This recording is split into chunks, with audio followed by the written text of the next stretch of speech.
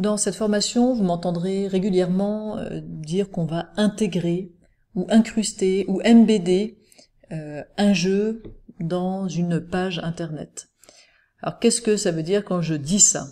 Eh bien, vous devez imaginer que vous avez une page internet que vous êtes en train de construire, hein, vous pouvez être sur Moodle, sur Geniali, sur WordPress, peu importe, et dans cette page internet, vous allez dire j'aimerais mettre un cadre, et dans ce cadre, vous allez afficher cette page qui se trouve sur internet. Donc, dans votre page, vous n'allez pas télécharger les informations, elles ne vont pas être codées en dur dans la page, simplement vous allez lui dire voilà où trouver l'information à afficher dans ce cadre-là.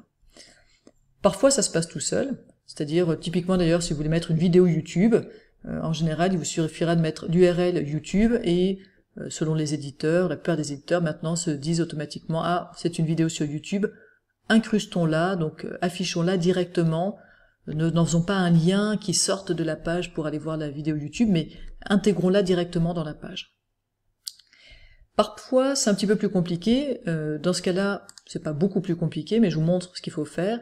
Il faut utiliser des iframes. Alors on a notre page à intégrer et ce qu'on va faire, c'est qu'on va faire un code pour dire que c'est cette page-là qu'il faut intégrer, un code HTML. Alors parfois les pages à intégrer, typiquement si vous êtes avec un jeu sur H5P ou sur Learning Apps, vous allez pouvoir automatiquement obtenir le code à intégrer.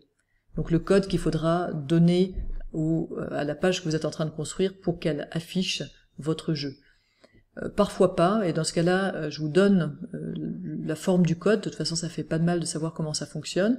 C'est donc du code HTML, donc avec des balises, on appelle ça. Et là, c'est des iframes. Donc vous dites, voici un cadre, dont la source est, vous aurez l'URL de votre page, la hauteur est et la largeur est 500 ici. Ça marche pas avec n'importe quelle URL de page, vous ne pouvez pas mettre n'importe quoi ici. Donc ça marche avec les jeux sur Learning Apps ou les jeux sur H5P, ça marche avec une page sur Wikipédia par exemple, mais il y a des sites qui empêchent d'être embeddés. En tout cas, la plupart du temps, vous avez, quand c'est embeddable et que c'est prévu pour être fait comme ça, vous avez un petit clic à faire pour avoir le code directement et vous le copiez et vous n'avez pas à générer vous-même ce code-là. Ok, donc on sait maintenant quel code permet d'aller à cette page-là, mais il faut le rentrer sur votre page que vous êtes en train de construire. Et en général, la page que vous êtes en train de construire, vous n'êtes pas en train de la coder en HTML. Vous avez un éditeur visuel et vous vous occupez pas du tout du code HTML. Donc il va falloir quand même rentrer dans le code HTML pour pouvoir lui donner cette information-là. Et ça se fait toujours avec cette image-là. Alors parfois des variantes, ça peut être très légèrement différent, mais c'est en gros... cette icône signifie je veux voir le code HTML de la page que je suis en train de construire. Et une fois que vous avez le code HTML de la page que vous êtes en train de construire, c'est là que vous allez pouvoir coller votre bout de code qui dit que vous avez cet iframe que vous voulez afficher.